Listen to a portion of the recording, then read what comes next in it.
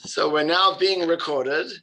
Rabbi Danziger, we are extremely honored and privileged that you are giving us this class now and giving us this tour of the Jewish community of Rostov. Thank you so much. I know it's 2:30 here in Chicago. I'm not sure what time it is by you. It's actually not too bad. It's 11:30 p.m., but I've done 3 a.m.s, 4 a.m.s, 5:30 a.m., 6 a.m. So this is actually, you guys are very kind. Round the clock. I'm gonna put the spotlight on you. There we go, and everyone can see you. And whenever you're ready, please just go right ahead and take it away. Great. And am I able to share a screen? I am able to, right? Yes, you should be able to. Okay, wonderful. So firstly, it's a big pleasure being here. I've had the pleasure to visit Chicago several times. I had an uncle of mine who was living in Skokie. So back in the day, I had the pleasure of visiting several times, and I was still living in the States. But today, and I'd like to actually see if I'm going to just put on the gallery so I could see everyone. Okay, for those that have the videos on or want to put the videos on, I have a question to ask. And unfortunately, only a few of you have the videos on. But if you don't have a video on, maybe you could just raise a hand. Who here has parents or grandparents that were born in the former Soviet bloc?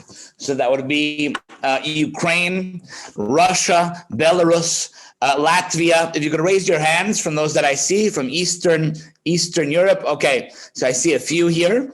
And a lot of people. Can Poland count? If Poland could count, we'd have a lot more hands up, I think. Right. No, so Poland's not going to count today. It will count probably when you have a presentation from the rabbi from Krakow. But today we'll keep it to the Eastern, to the Soviet bloc. So what I want to start with today, I often ask myself the following question. I'm from Toronto. I'm from Canada. My parents were born in Canada. My grandparents were born in Canada. My dear grandmother, she should be healthy. She, Bli Ayin Hara, yesterday, she celebrated her 95th birthday. She's still waiting for the COVID vaccine. So for those of you who have already received it, you could thank God that you're not living in Toronto, because they have, unfortunately, haven't worked things out quite as good as I think that someplace in the States and as we have here in Russia. But a question I asked myself often was, my great-grandparents came from Ukraine. They left before the revolution, so we're talking way back when. And a question that often came to mind is, what would have happened had my great-grandparents not left when they left? They moved to a country that they knew nothing about. They moved to Canada. They were wealthy in Ukraine. They had a farm, they had animals, they had a flour mill, but the pogroms were coming. There was anti-Semitism. And they decided that despite the great risks, they decided that despite the uncertainty, despite not knowing where they're going, what they're going to do there, that no riches in the world is worth the risk of living where they were, and they moved away. So my question was, what would have happened had they not left? What would have happened had I been born there? What type of a life would I have? What would be the challenges that I deal with? And that's what I want to share with you all today, because for the last 12 years, my family and I have had the privilege to be living here in southern Russia, a city called Rostov, and I'll get to that soon and tell you the history and what's special about the city. And for the last 12 years since we've moved here, it's been an eye-opening experience. It's been the most amazing 12 years, seeing Jews that have lived here through the hardest of times. Because you know what? Your parents and my great-grandparents or your grandparents had to have so much courage to leave. And sometimes we don't necessarily appreciate what it meant, but coming here and seeing the hardships that the previous generations had to deal with really brings to mind how lucky we really are and how thankful we have to be every single day to our grandparents, to our parents, and to Hashem for giving us the lives we have. So I'm going to start with, like I said, I'm from Toronto. My wife's from Pittsburgh. As a student, I used to come to Ukraine a lot in the late 90s. I used to come to Ukraine in the summer, to Russia as well, to help orphanages, to help Jewish summer camps, because a friend of mine, he had a calling, and he convinced me to come with him, and it became my calling to come all the way here to see Jewish children who know little or nothing about Yiddishkeit. All of them have non-Jewish fathers. All of them were brought up in homes, broken homes. They don't know who Moses was. They don't know what the Torah is. They don't know what Pesach is. But when I came the first time in 1998, I saw this thirst for Judaism I've never seen in my life. I saw what we call emes. I saw truth. You look in someone's eyes and you just see this is the real deal. They need you more than anywhere else. And since then, I came back year after year. I ran the best camps here. We wanted to give them an experience like our children have in the States. We spared no means. We used to fundraise. We used to travel around the world getting kind people to partner with us so that we could bring them clothing. We could bring them candies, sweets, food, everything you could, medicine. And it was an amazing experience. In 2004, I went on a shidduch date. You know, the way it works by us, our parents set us up and we meet someone for 2-3 times. And if we like them, very good. If we don't like them, not everything in life you like, it's not always do you like what you get. I'm joking. But I dated my wife. She was in Pittsburgh and things were going quite well. We dated 8-9 times. And then right before we're about to get engaged, my wife asked me, are you planning on moving to Russia? Do you want to move to Russia? So I said, why do you ask? So she said, because if you do, let me know. I'm not in for that ride. Let me know now and we'll call it off. So what did I answer? What does a good, a future husband tell his wife? The thing you have to tell your wife most often is, yes, honey, yes, dear. So I said, yes, no, we're not going to move. We'll be here. I agree. And we got married and we moved to New York. I was a rabbi. I completed my rabbinical studies. I looked for a community that we would move to. By the way, it's now 11:40 p.m. Menucha, come here a second. It's 11:40 p.m. Say hi. And my 9-year-old daughter is up. Why is she up at 11:40 p.m.? What did you just finish? School. Say loud. What? I can't hear. School. She just finished school. Why at 11:40 p.m.? Because she's in online school. And because of the time difference, she begins at 5 p.m. She finishes at 11:30 p.m. And when I tell her to go to sleep at 11:30 p.m., what do you usually tell me? What do you want to do? Yeah. Why? Because she has her friends. That's her only chance to connect with her friends. So now she took the charger. It's a sign she took the charger from my computer. So the good news for you all is she took the charger. When a rabbi speaks, he could speak very long, 1 hour, 2, 3, sometimes 4. She took the charger. The computer will eventually die. So you will not be hearing me for more than 4 or 5 hours. And that's a pun. That's a joke. So what happened was we moved. We were in Crown Heights. I was looking for communities where we could help out with as a rabbi and help extend their programs. And we moved to a beautiful city called Pasadena, California. Beautiful city right outside of LA. The Rose Bowl parade. We didn't even know what that was. We moved there in December of 2006. And, 2 weeks later, we thought it was for us. We hear noise. We look out the window and these parades and the flower floats and unbelievable. It was beautiful. We thought we came to Gan Eden, to, heaven. So we were there. The weather is great. Kosher restaurants in LA. We had everything we needed. We were on the clouds. Everything was great. So the first year passed. Now I had a deal with my wife. The deal was that we don't go to Russia. That being said, after a year, I felt like something was lacking. I felt that we could really be doing more. There's places that we could really have a bigger impact. There's people that might need us more. One day I get a phone call from the chief rabbi of Russia, Rabbi Lazar. He tells me, Chaim, there's a city in Russia with 15,000 Jews, and there's not a single rabbi. 15,000 Jews. I want to ask you today if you would consider moving there with your wife to become the rabbi of this city and to support the local Jews. their physical support, material support, spiritual support, be there for the Jews of this city. So I told him, Rabbi Lazar, I appreciate the offer. That being said, I have a deal with my wife, and unfortunately, it's not going to work for me. So he tells me, Rabbi Lazar tells me, he says, let me just tell you the name of the city. And he says, the name is Rostov. Now, I hear the name Rostov, this is a big name. Why is it a big name? Let me tell you for several reasons. First of all, 100 years ago, the capital of Chabad in the world was Rostov.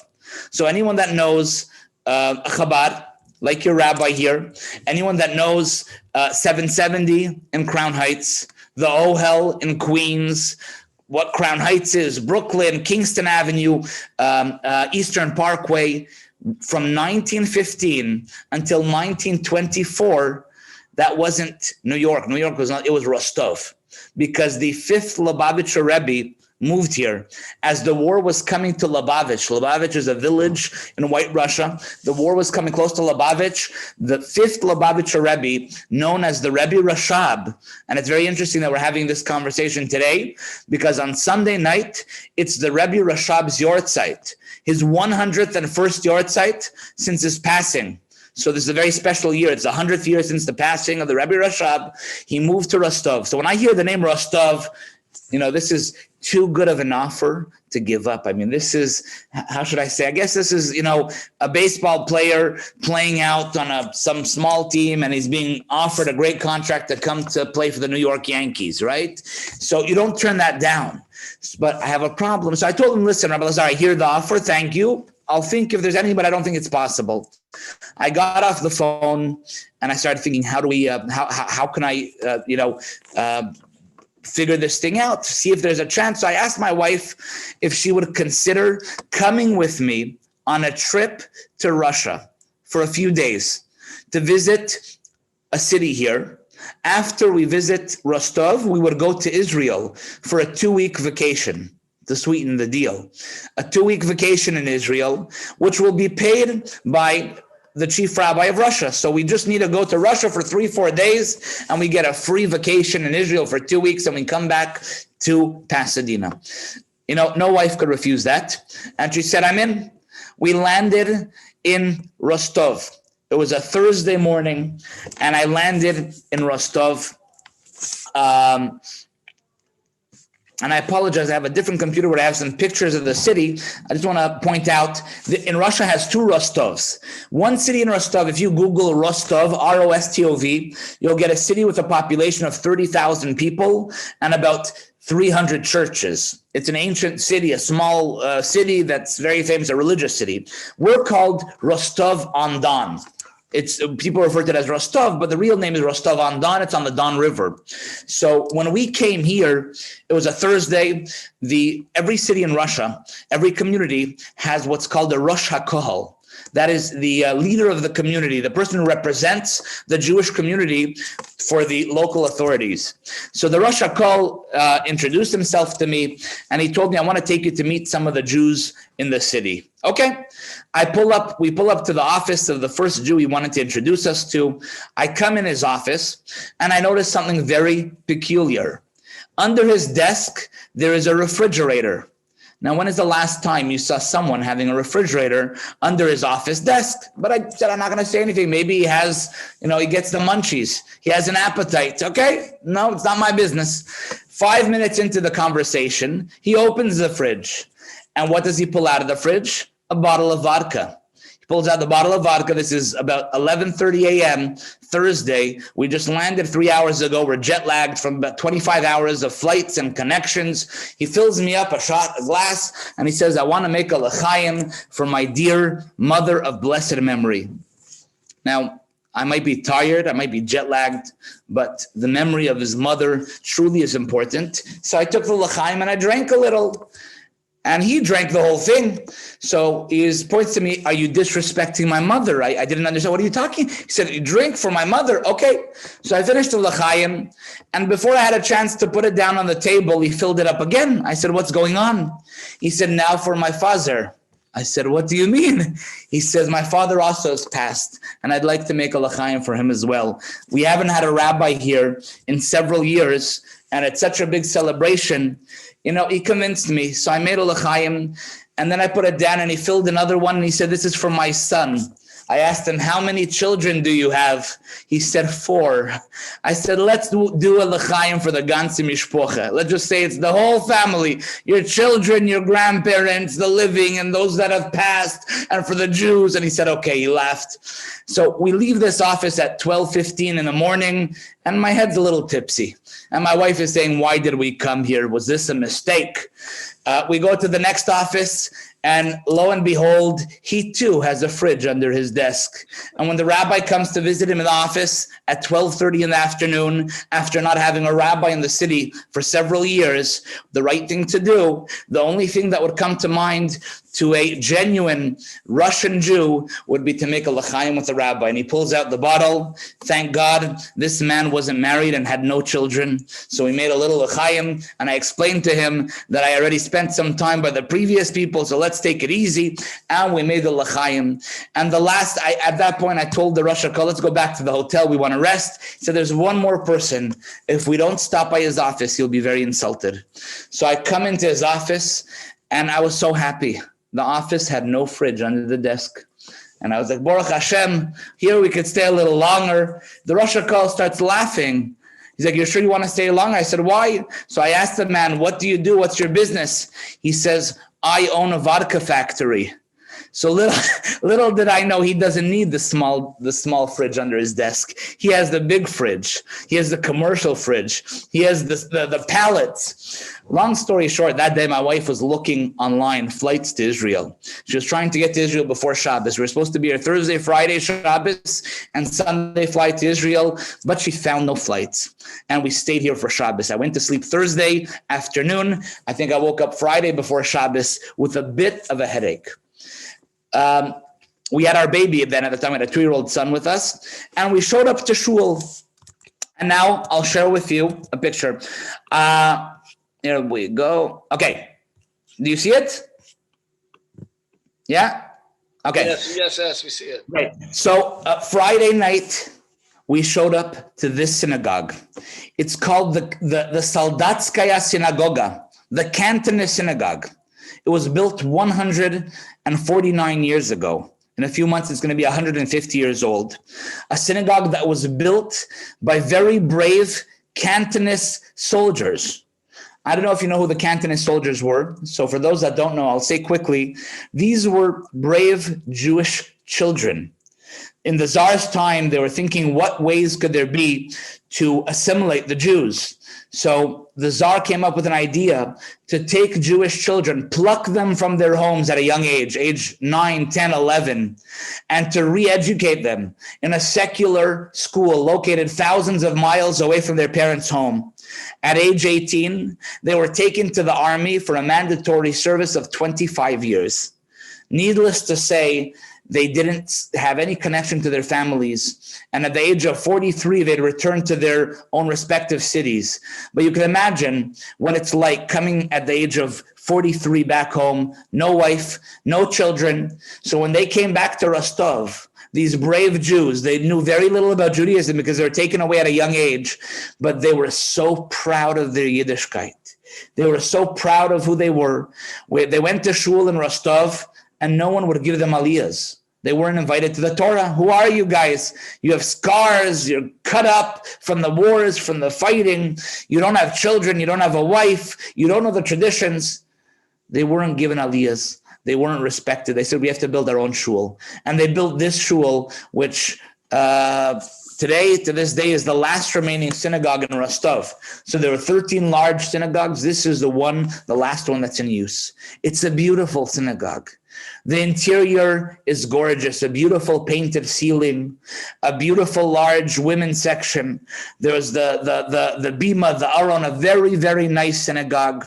And we were here Friday night. We came Friday night. The Jews of the city gathered to meet this rabbi that came to visit. And apparently there was a little bit of a misunderstanding. They were told that we came here, we relocated permanently So Friday night, we had services. After the services, we did Kiddush. After the Kiddush, I said, okay, now you could bring the food for the meal. I finished Kiddush. I did the challahs, and I said, now bring the food. They said, this is the food. I said, what do you mean? They said, we don't give food. We don't have food. We do challah. We do the wine, and that's it. So my wife was happy. She figured that this means we won't be here too long. But little did we know, the Jews of Rostov don't come to the synagogue for the Kiddush. The Jews of Rostov come to the synagogue for the same reason their parents came to the synagogue. And for the same reason their grandparents come to the synagogue. And for the same reason these brave Cantonists came to the synagogue 149 years ago when they built the synagogue. They come to the synagogue to pray. They come to the synagogue to feel what it's like to be a proud Jew. They come to the synagogue because it's a home of gathering. It's their family home. This is where they feel safe. This is where they feel loved. So they came to the synagogue, and after I was talking half an hour, they sat for 2.5 hours Friday night. It was the most amazing Friday night meal I had in my life. Shabbos ended. Sunday came about. We moved on to Israel, and we had a beautiful 2 weeks. After that, we went back to California. And when we went back to California,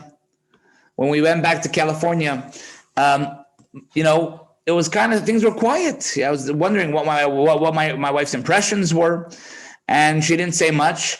My wife is actually in the kitchen now. I'm going to ask her maybe at some point to come out. Will she? She's in the kitchen. Why? Because tomorrow morning we have a bar mitzvah.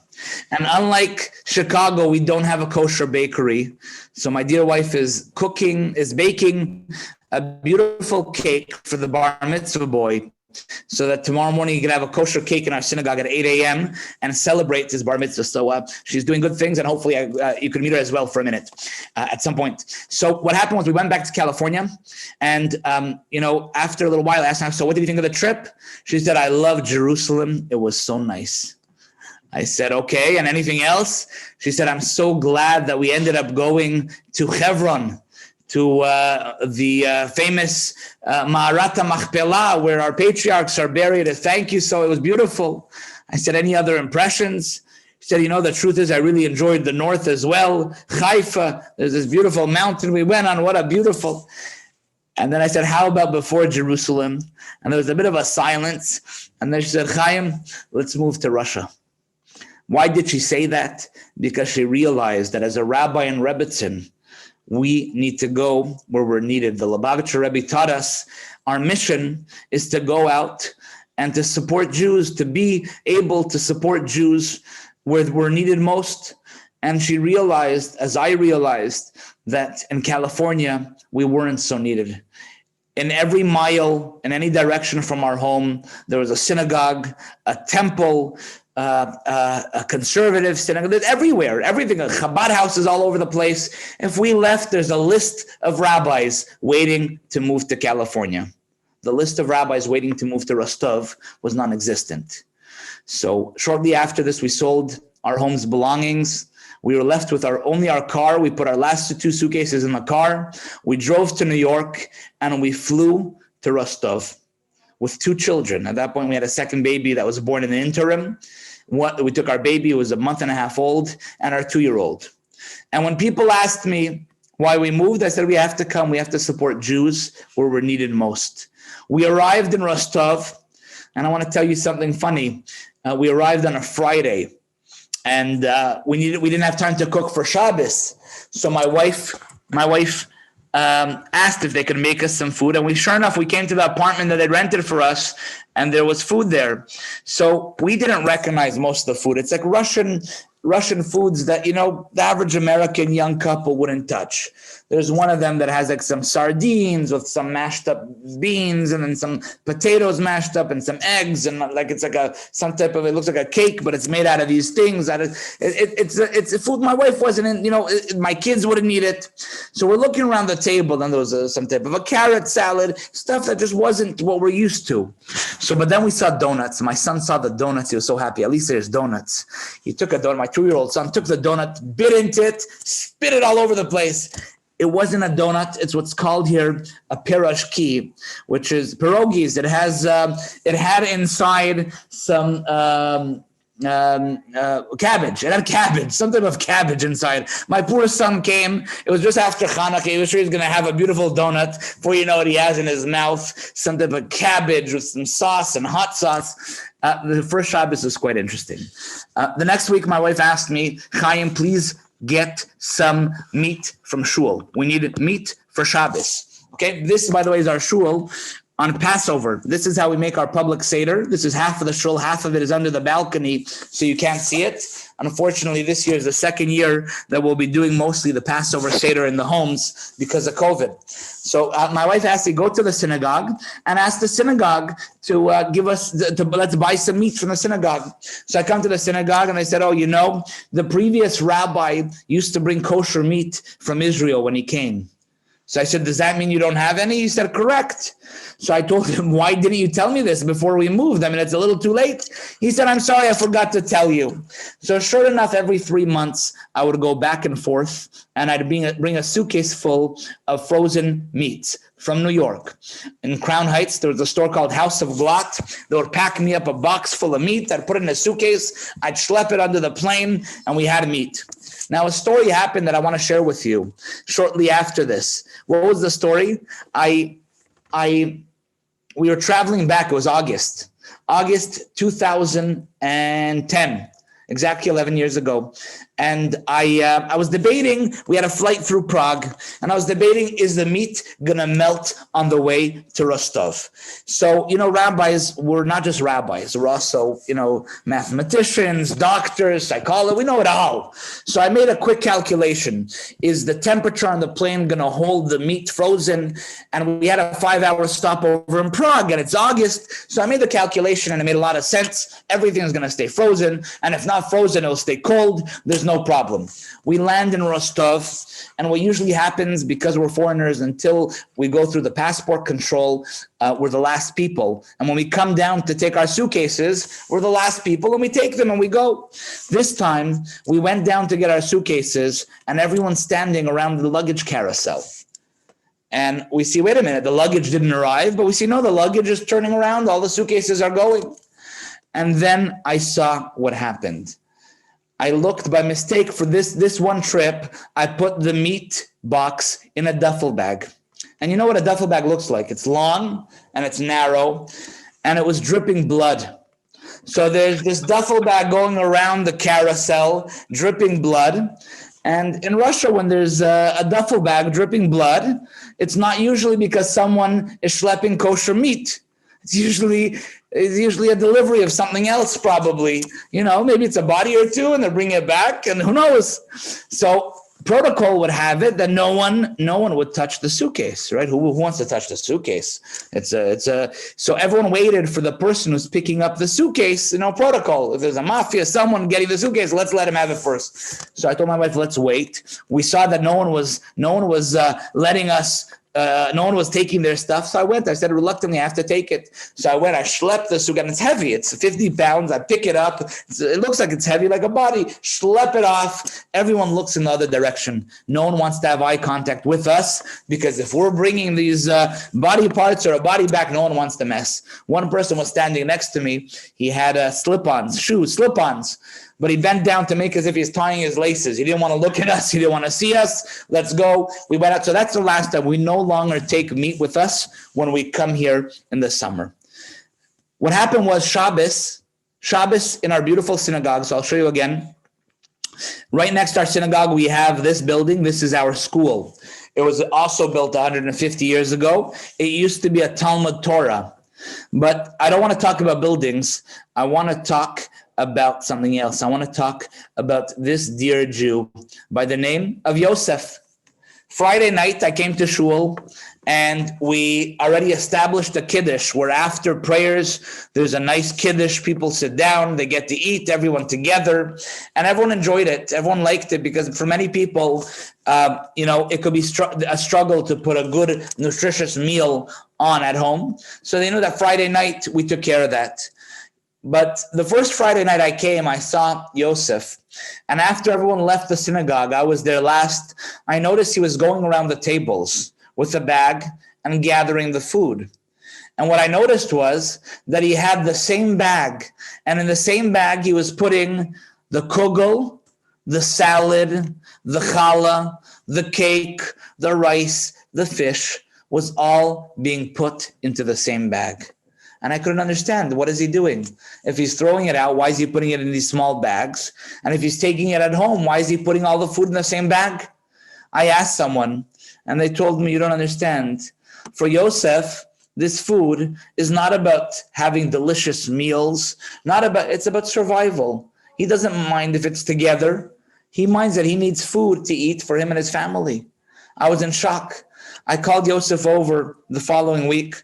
I told him, you're never to take and gather food like this from the table. We're going to make a soup kitchen here, and you're going to be able to take food home so that you and your family could eat with dignity. Shortly after, we built a soup kitchen, which was recently renovated as well. And in this kitchen, we're able to provide the food and the needs of all these older Jews and middle-aged Jews and younger families who really are struggling with food, especially now through the pandemic. You know, this Yosef is a Jew that loves singing Yiddish. He remembers from the times when he was small, his parents spoke Yiddish. Now, very few people remember Yiddish in Rostov. He's one of the people that remembers it. And he sings song in Yiddish. He is a bright Jew. Unfortunately, a year and a few months ago, his home burnt down. Yosef's home burnt down to a crisp. He came to shul. He tells me, Rabbi, a tragedy has happened. I told him what happened. He said, my entire home burned down, including my hearing aids. I have nothing left. I told him, Yosef, it really sounds like a tragedy, but you're alive and your family is alive, and that's most important. We went to his house. I looked around and I saw there was nothing there. We thought we could maybe fix his roof and somehow strengthen the walls, and we'll help him. But it turned out when I got the construction workers there, they said, Chaim, it's a waste of time and there's nothing you could do. So you know what happened? We decided, let's build a home for Yosef. Let's get him back on his feet. We took this house apart, and instead of this house, we're in the midst of building another house for him.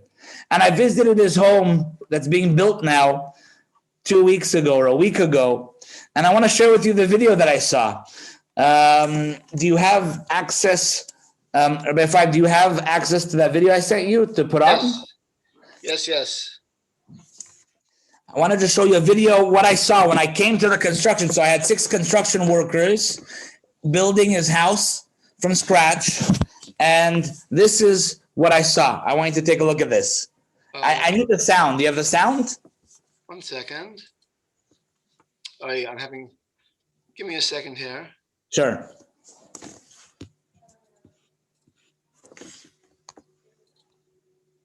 Oh.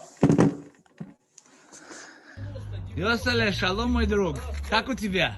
А Yitzchak Zekishen, the Mama Zevisen, a Yitzchak Hassan the Gas.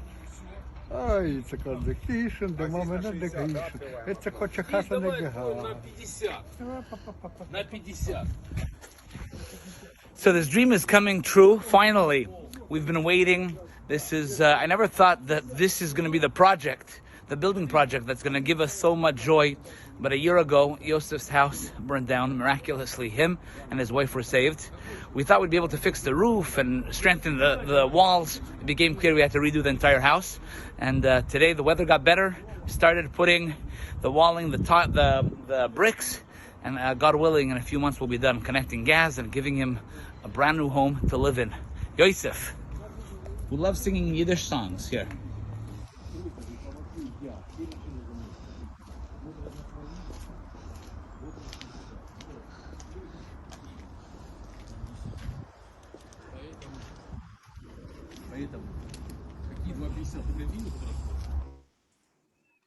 Okay, so I just cut this small little video. For me, it was so moving. I came to the construction site and I came to check that the workers are sticking to their timeline. And Yosef sitting there smiling.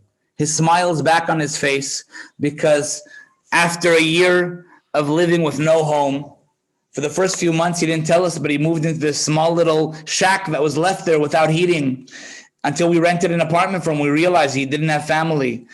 And, the feeling of seeing a Jew who has, there's no homeowner's insurance. There's no one to go to. He was relying on us for food.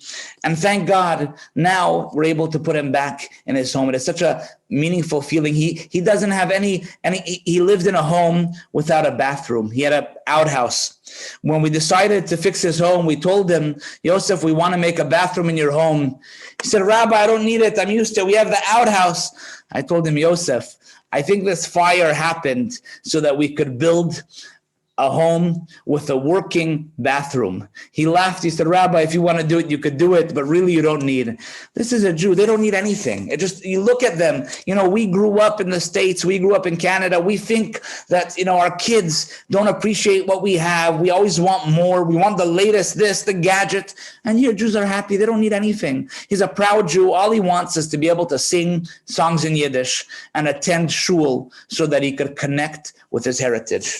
I want to tell you, I want to share with you a story about a very special woman. Am I sharing screen or no? Let me share it right now. Oh, I want to tell you a story about this lady, Miriam Goldfarb. And I want to dedicate this story to her memory because she is such a special person. She was like a bubby to us. And unfortunately, she passed away about 8 months ago at the age of 94. She was such an amazing Holocaust survivor. She lived through the hardest of times. She lived here in Rostov, and she lived in a tiny apartment. But her joy was being able to attend synagogue, to come to shul. She started a Yiddish club. She would teach the old people in shul Yiddish. She would help those people that may have remembered their parents, the elderly, the seniors, the older, there are people 90 years old that would come. I would sing with them a little and she would teach them Yiddish and they loved it. For them, they waited all week long. When is Miriam going to come? So this Miriam who lived through the Holocaust, she lived through the hardest of time. This is her on the left. Look at her. Look at the joy. Purim. This is the Jews that kept the flames of Yiddishkeit alive through communist times. She used to tell us that when her grandparents wanted to come to synagogue, she was a student in the university. She used to walk her grandmother to synagogue with her grandfather. But when they would enter our synagogue, she would stay outside. She would remain on the street and wait for them. And I asked her, Miriam, why? Why did you not want to come into the synagogue? She told me, Rabbi, my biggest dream and wish was to come in the synagogue. But I couldn't, because if I would come in the synagogue, I would be expelled from university. She tells me, my life's dream has come true, that now I could attend synagogue. Now I could be here. This is my home. Where I live, that's just a place that I spend the nights. But my life and my life and my joy is here in synagogue. So she lived a very modest life. She had a small pension, which was enough to cover for a small apartment, for medicine. One day I get a call. Now, Miriam for us was like a bubby. My kids would come to her house every Hanukkah. She was always beaming, smiling. Miriam had no children. Miriam's husband has passed a long time ago. For her, the Jewish children in the community were her children. So we'd come to her every holiday. We'd bring her food packages. We'd come to her, sing to her. She'd sing to us. It was a beautiful, beautiful, beautiful experience. One day I get a call from Miriam. She says, Rabbi, I need to see you urgently. I said, Miriam, I'm on my way. She said, no, I will come to the synagogue. I told her, Miriam, you're 91 years old. Please don't make the rabbi uncomfortable by you coming. I'm going to come to you. She said, no, Rabbi, I'm in the area. I'm coming. She walked into the synagogue. She came into my office and she said, Rabbi, today I'm able to fulfill one of my lifelong dreams. I am so happy. I came here today to do a special mitzvah, which I was never able to do. I asked her, what is that? She puts her hand in her little purse and she pulled out $200. I look at her, $200. That's more than a month's salary here. $200, that's more than a month's pension. And she says, Rabbi, this is tzedakah. This is the first time I'm able to fulfill the mitzvah of tzedakah. I want to give this to you so that you should distribute this to those people in the community that need support. I looked at her and I said, Miriam, you can't do this. This is, in the mitzvah of tzedakah is to give 10% of your earnings. If you want to give a lot, you could give 20, but to give $200 for you is against halacha. She said, you don't understand. She said, I finally received restitution money from the German government. The Nazis occupied Rostov. They killed all the Jews of Rostov. And finally now, I received $2,000. I came here today straight from the bank after receiving this money so that I could give you, and she says in Hebrew, maser. I looked at Miriam and she had tears in her eyes. And the truth is, I had tears in my eyes. Because usually when you give tzedakah, you have tears in your eyes because it hurts. But the tears that she had when she gave tzedakah were tears of joy that she's able to do another mitzvah. A mitzvah that unfortunately, because of her dire financial situation, she was never able to do properly. Yes, she had a pushka. She put some coins, but she came beaming. She passed away. It's coming up on a year. What an amazing person.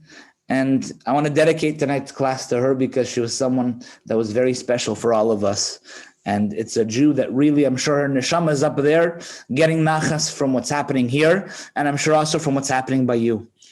I want to tell you about someone else, about Hirsch. What an amazing Jew. I got a call a few years ago on Hanukkah. And someone told me there's a Jew lying down and he's not doing well. Maybe you could go visit him. So I took my children and we went to Hirsch's house. We knocked on the door. He said it's open. I walked in. It's a small apartment, a very small apartment. Nothing there. It's dark, dimly lit, and he's lying down. And I brought food. It was Hanukkah. I brought a menorah. I said, Hirsch, we came here to light the menorah with you. And we also came here so that we could give you food for Hanukkah. He said, Rabbi, I see you brought a lot of food. I won't be needing it. I said, why? He said, because I probably won't be living too much longer. I said, how could you say that? And then he told me something that I remember to this day. He said, Rabbi, I no longer want to live. I looked at Hirsch and I said, how could you say that? What happened? He told me, Rabbi, you know, my wife has passed. I've had 2 heart attacks and now I have cancer, Yena Machla. He says, what do I have to live for? You know, life is so difficult. I don't want to live anymore. So please, I appreciate that you came here, but please don't leave all this food here. So I'm thinking to myself, what a trauma this is for my kids to hear, young kids. What can I do to lift their spirits? What am I supposed to do? We thought this would be a nice home visit.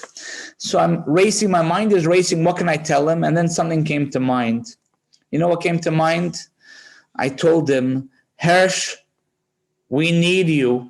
He said, what do you mean you need me? I told him, Hirsch, you remember the Nazis came in 1942, they occupied Rostov? He said, yes. I told him, do you know that the largest mass killing of Jews in Russia took place in Rostov when the Nazis killed 27,000 people over the course of 2 days? He said, yes. I said, we have a problem. We must pray for these Jews. We have to pray Kaddish. We have to daven for them. But unfortunately, I told him, we don't have a minyan. You're the 10th man. And if you come to synagogue, we could pray for all those people who died in Zmiyovskaya Balka. This is the place, the memorial today, where the Jews of Rostov were marched to their death in 1942 over the span of 2 days. So I told him we have to come pray for the Jews here. I mean, this is a story that to this day is very bitter, very difficult. The thought of the Jews marching throughout the city, gathered. The Nazis just occupied the city, and 2 weeks later, they gathered all the Jews to this outskirts of town. Today, it's already in the middle of town. And in this, what's known as the Snakes Valley, they lined them up and shot them. We make a March of the Living every year, and every so often we make a specially large March of the Living, and people gather to show respects, to pray, to do Kaddish. We gather right here. So I told him, Hirsch, we need you. He said, you need me? His eyes lit up. You need me? I said, yes, without you, there's no minyan. He said, what do I need to do? I said, I need you to come to the synagogue tomorrow morning, 10 a.m.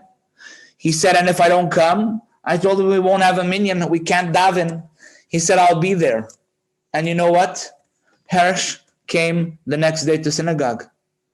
And you know what? He came the next day and the day after and the day after. And he came every single day since. Hirsch is a bit of a kvetcher. He's a Jew. You know the Jews that like to kvetch? He's one of them, always complaining and this, but he comes every single day. I can tell you what he's not. He's not a mathematician. Because if he was, he'd realize that he's not the 10th man. But as long as he thinks he's the 10th man and he feels needed, he's there. And you know what? People need to feel needed. People need to feel that they are needed. And he is needed because he teaches us so much. By him being around, we learn so much from this dear Jew who right now is in hospital. He's not feeling so well. He called me the other day. He said, Chaim, I'm just calling to check. Is there a minyan? I told him, Hirsch, even though you're not with us, we're counting on you. So the second you get out of hospital, you're coming back. Hirsch would come to us in the morning. He comes with his walking stick. It's winter. It's minus 20 degrees. That's Celsius. It's 5 degrees Fahrenheit.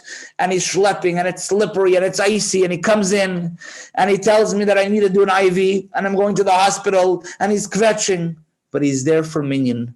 And that's what's keeping him alive. Because what I realized that people need something to live for. And he's living his mere coming to minyan and teaching the younger generation what it means to be a Jew, what it means at age 88 to schlep to synagogue, to answer amen, to put on tefillin. This keeps him alive. He has so much joy, so much happiness. It is really something amazing to see. And Jews like this, he's not the only one. I want to share with you one more. I think we have till 1:30, right? I mean, if it's an hour, right? Yes, but if we could have a couple of minutes for questions at the end also. Sure. So I want to share with you just one more story. But before the story, I want to show you a little bit of a video because I wanted to prepare one more picture to show you, which I need to upload while we show up. So I want to tell you, one of the things throughout communist times in Russia was that Jewish practice was outlawed. So Jewish education, bris milah, shechita, synagogues, everything was outlawed. It became very difficult. So one of the programs we do, and one of the programs that is very important for us, is to raise Jewish awareness, to raise Jewish pride. Every year on Hanukkah, we make a Hanukkah concert. We gather 1,500 people to the largest concert hall in town. And usually we invite a Russian artist, a singer that comes from Moscow, and he sings songs in Yiddish. He sings songs in Yiddish that the older people remember from their parents, the elders, they remember from the grandparents, a Yiddish mama. It's a beautiful concert. But last Hanukkah concert, which was not this past Hanukkah, the year before because of COVID, we had a special surprise. Instead of inviting an artist from Moscow, we prepared our local Russian Jewish boys. We made a boys' concert. These are boys who have non-Jewish fathers because the assimilation rate in Russia is 95%. What does that mean, 95%? That means that if I have 100 children in my Jewish day school, 95 of them have non-Jewish fathers. Because after 70 years of communism, after the Holocaust, Jews lost their identity. Jews lost Jewish practice. And it's an uphill battle to bring them back. So at this concert, and I want to share just this with you, and we don't need to watch it all. Rabbi Ephraim, you can shut it in the middle or whenever you think. I wanted to share with you, when these kids first came out, You'll look at these kids, you'll think they're from kids from New York. But aside from my son, these are local kids from Rostov who have non-Jewish fathers who learnt songs in Hebrew, in Yiddish, and Russian, and they came to raise joy amongst the Jewish community of Rostov. So I want to share with you, and ask Rabbi Fine to show that while I prepare one more picture I wanted to show you. And Fine, feel free to shut it whenever you want. The sun come up this morning, I hear my children laughing as they play. The trees start singing with that warning, it's gonna be a wonderful day. You know I got no patience for complaint. To stop at bed with all the bills I have to pay. Cause even very should be something but it's great. Like it will dance, we do the crash anyway. So manishma, Baruch Hashem, Baruch Hashem. The blessings are coming, but you keep on running, just stop and sing. Раз, два, три, хорошо, хорошо, слава Богу, хорошо. Life is good, life is great, it's a chance to celebrate. Хорошо, хорошо, it's a party, it's a blow, and there's nothing gonna get me down low. Хорошо, хорошо, слава Богу, хорошо. Life is good, life is great, it's a chance to celebrate. Хорошо, хорошо, it's a party, it's a blow, and there's really the words, they say it all. Хорошо, хорошо, хорошо, хорошо, слава Богу, хорошо, слава Богу, слава Богу, хорошо. Мы каждый год любимый праздник отмечаем, и свет огней приносит людям благодать. Шамар горит уже, он Хануку встречает, и этот свет готовы людям мы отдать. И свято верим мы, что день такой настанет, когда евреи Богом избранный народ своим теплом душевный мир наш озаряя, из темноты дорогу к свету приведет. Мои друзья, Барух Хашем, моя семья, Барух Хашем, желаем вам счастья, здоровья во все времена. Хорошо, хорошо, слава Богу, хорошо, для него.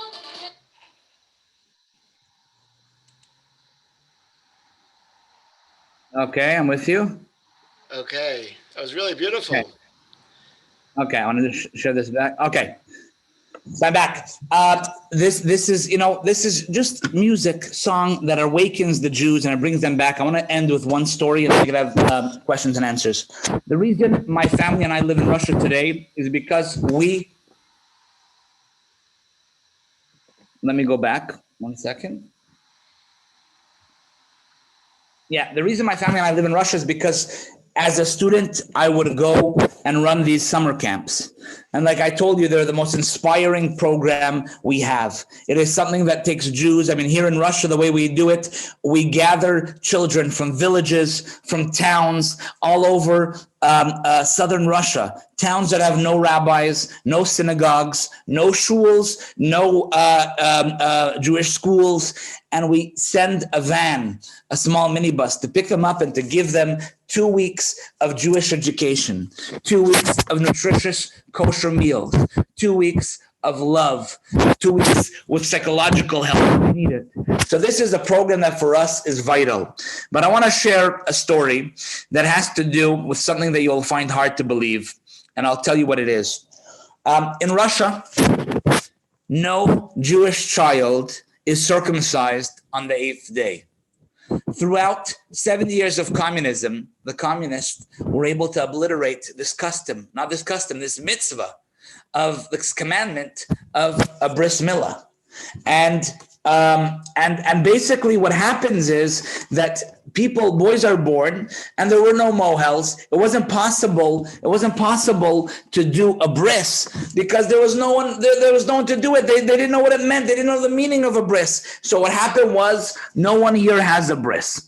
So one of the things that is most inspiring for me, what really gets me inspired is when an older person wants to do a bris. What does that mean?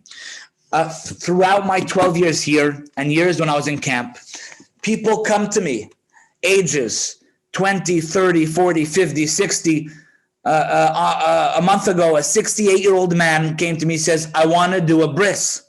I don't understand it. How does someone at that age have the courage to do a bris? But we call the mohel who comes.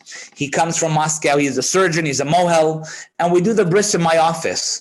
My desk becomes the operating table. Are there any doctors here? No doctors here? Good, Baruch Hashem. So my desk becomes the operating table. We put a mattress on my table. It's very important that you have to clean the room before the bris. You have to, so we spray some Lysol spray. They like strawberry flavor.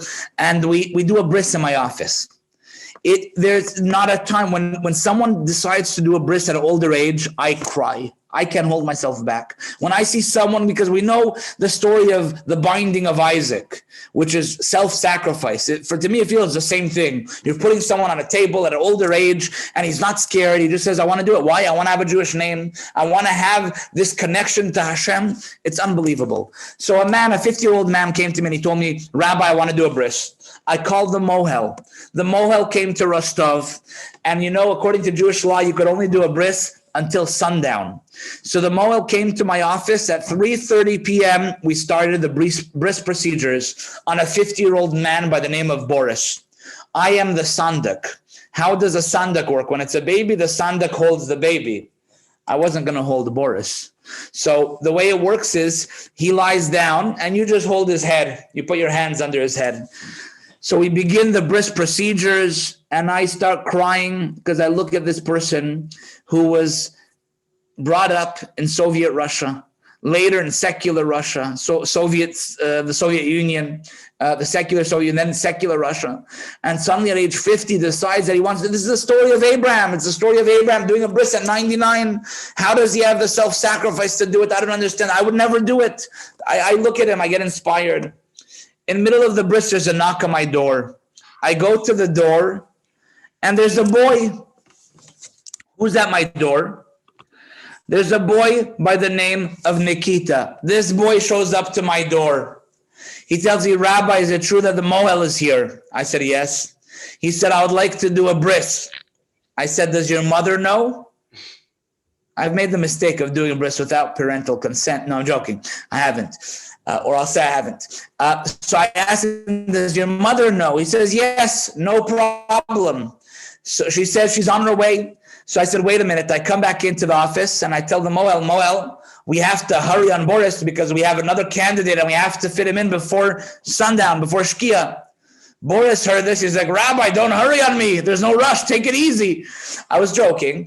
But 15 minutes before Shkia, 15 minutes before sundown, this amazing boy, this boy who is 14 years old, decides to go lie down on my desk and to do a bris. I'm looking at him and he's terrified. This boy is shaking. This boy is very scared. And I'm asking him, Nikita, are you sure you want to do it? Yes, yes, yes. I said, but you look scared. He says, Rabbi, I'm terrified. I said, so why are you doing it? He says, I'll tell you a story why I'm doing it. He said, this summer, I was in your camp for the first time.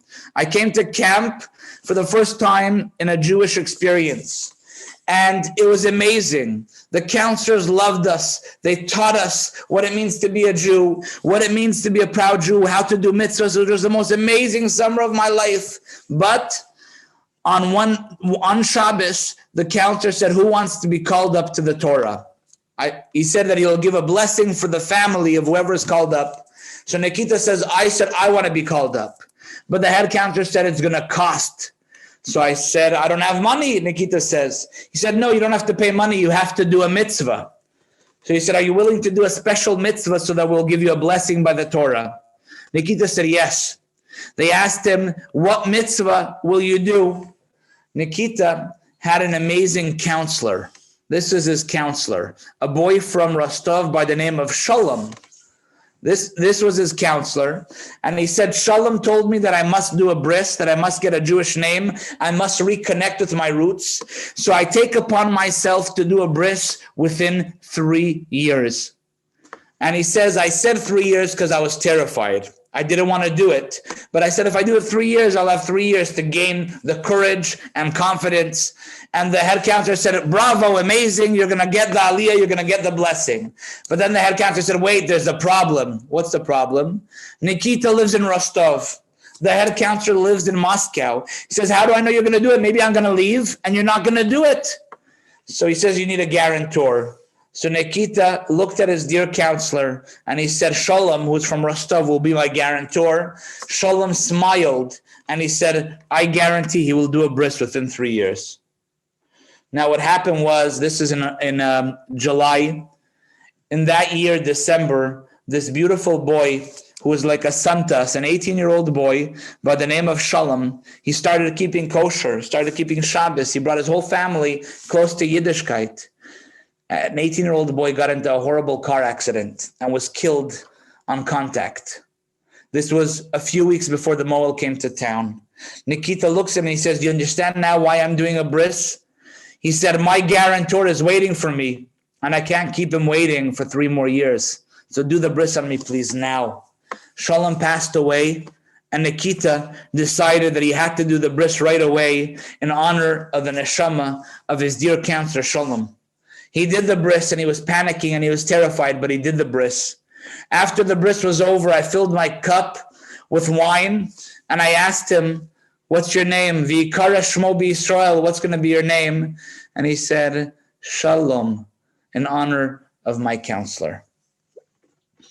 I looked at this boy, 14-year-old boy. How much inner strength do you have to have? How much determination? How much koach to decide to do such a crazy mitzvah, such a difficult mitzvah in honor of the neshama of your dear counselor? I just started crying. I was tearing up. I couldn't even finish the blessing. It was the longest naming ceremony because of what he did and because it was in honor of a child, of a boy who was very dear to us, Shalom. So he passed away on the 11th of Teves, and this boy did a bris in his honor. And I want to end with this story today, and I'll tell you why. Because each and every one of us, we have challenges. Each and every one of us, we have difficulties that we deal with.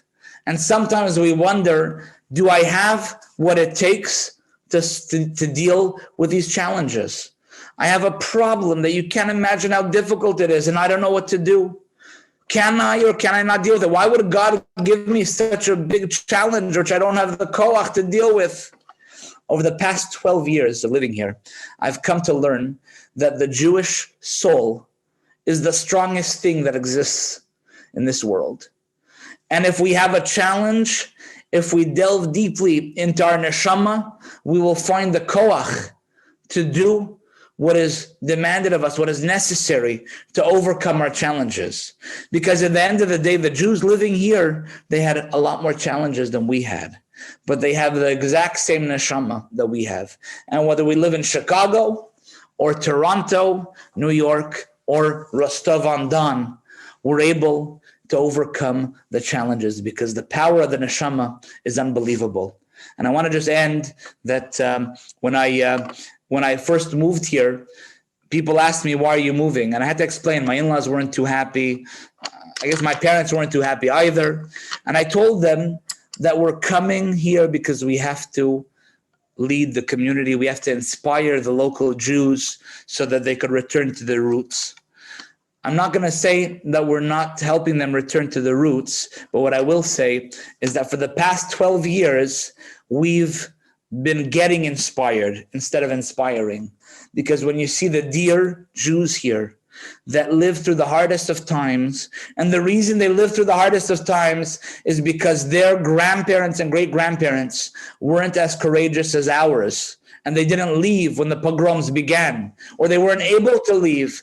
And that's why they lived through the Nazi occupation here. That's why they lived through the 70 years of communism at no fault of their own. But nonetheless, they're here and they teach us every single day what it means to be a determined Jew, what it means to find the internal koach to do what is necessary. When I lived in Pasadena, I used to tell my friends, if you're ever in the area, stop by for a visit.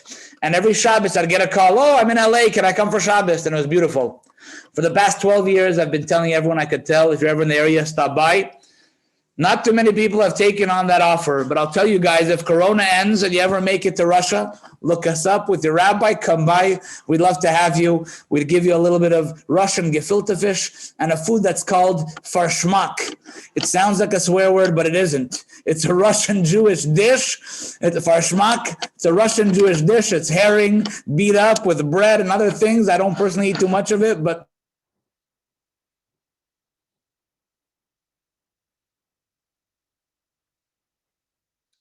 Hello?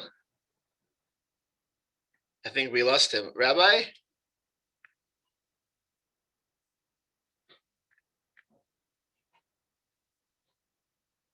Rabbi Danzig, are you there?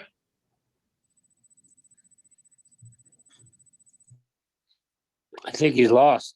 I think, yeah, my screen has frozen and I Yeah, don't mine see too. him. Yeah, mine too. It's frozen. Frozen. Okay, well, Rabbi Danziger, if you can hear me, that was just overwhelming and amazing. Every single word was fantastic. We were hanging on it. And the work that you do there in Rostov is obviously having a tremendous, tremendous impact. So thank you so much for being so generous with your time and sharing with us all of your time to give this class and to give us a real feel for what it's like in Rostov. And we wish you tremendous blessings and success and good health for you and your family. Godspeed and bracha v'atzlacha. You're doing wonderful, wonderful work. I'm going to stop the recording here.